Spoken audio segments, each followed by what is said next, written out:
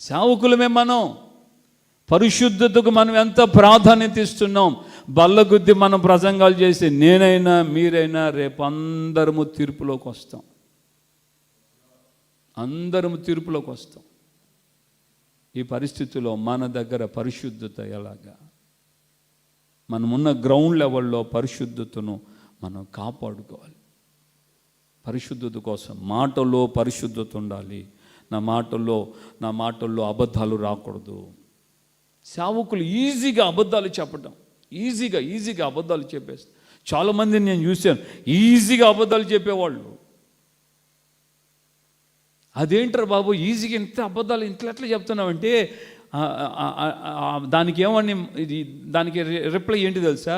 జ్ఞానయుక్తంగా మాట్లాడటం అంట. అబ్బా బాబురే, అంటే దానికి ఒక ముసుగుతో అడుగుతున్నారు అనమాట.